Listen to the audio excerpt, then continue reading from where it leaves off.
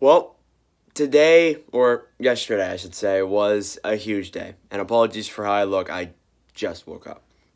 Yeah, it's 12:19 p.m. where I am. If you saw me on my social medias, that isn't YouTube, you could see that I wasn't at home when the Dvorak trade happened.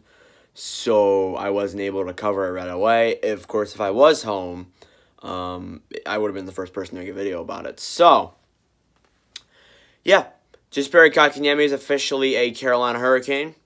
Um, you saw it coming, to be honest. I think that, with he really hasn't I think he's performed. I think he's performed well. I think he's a guy that I would want on my team personally.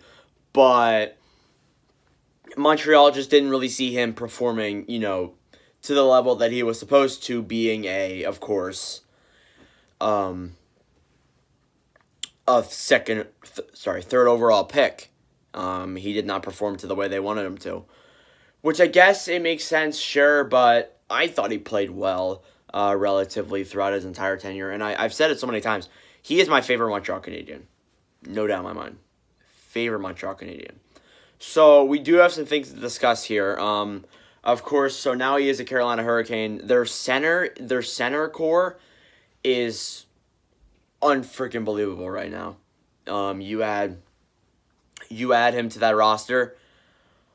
Kotkaniemi, that is an insane center core. The Canes might have the best center core in the NHL now. That is crazy, how good that is.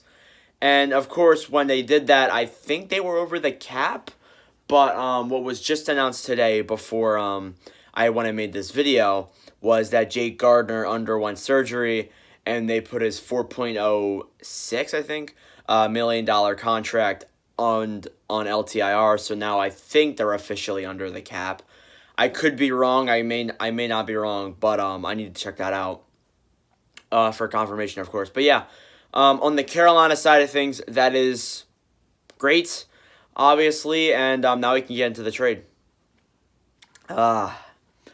Bill Armstrong, my man, Bill Armstrong.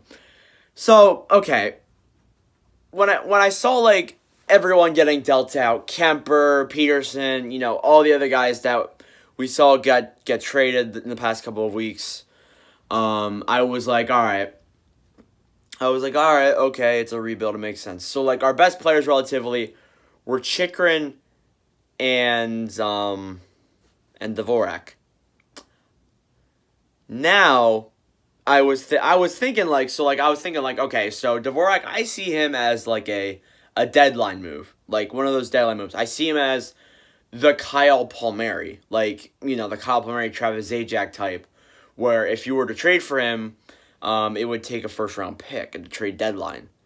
That's what I thought. I thought he was going to play for a little bit this season and then get dealt away. But I didn't think he'd get dealt around now until the Kotkaniemi thing happened. Then I was thinking to myself, I'm like, oh, if they don't match this, they're going to need a center. And I was thinking, well, they could match Elias. They could try and offer Sheet Pedersen. Maybe they already did try that, and maybe he just rejected it.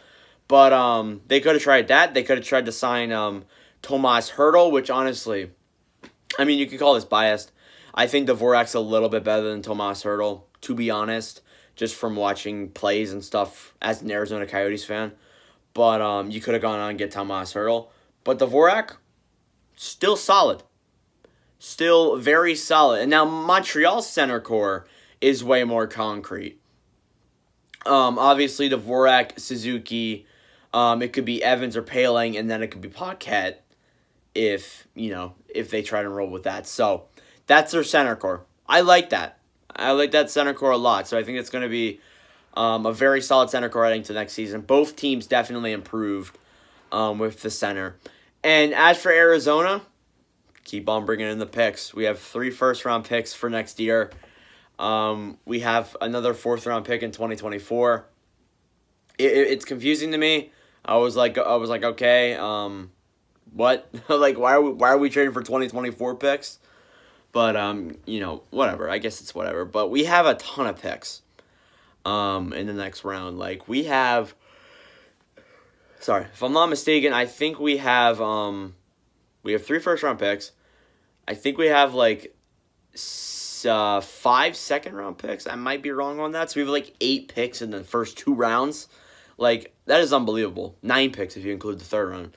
But, like, that is crazy. And then we have picks after that, too. Like, a couple fourths, and I think we have a 5th from another team. Like, that is crazy. The prospect pool after this year alone, after Armstrong probably makes more moves. And, I mean, I'm not sure if he's going to get more firsts with our team now because he kind of just exploded it. I mean, like, and I'm being honest, he kind of did explode the team. There really isn't anyone left that is worth a first-round pick besides Chikrin. I mean, Kessel. No, not Kessel. He's like a 4th. I mean, everyone else isn't really that high of a level. I'd say besides Chikrin, which, who am I kidding? We're not giving him up. It's really just Chikrin. Then it's probably Clayton Keller. Then it's probably Schmaltz. Then it's Kessel. Like, you can make a decision on who's our best players now after Chikrin. So, I mean, yeah. Anyways, it helps out all 3 teams. I think all 3 teams benefited from this. So, yeah. Thank y'all for watching. For our supporters later, really do appreciate it. We'll see how this goes for all 3 of these teams. And, yeah. Thank y'all for watching, for our support, and I will see you guys in the next video.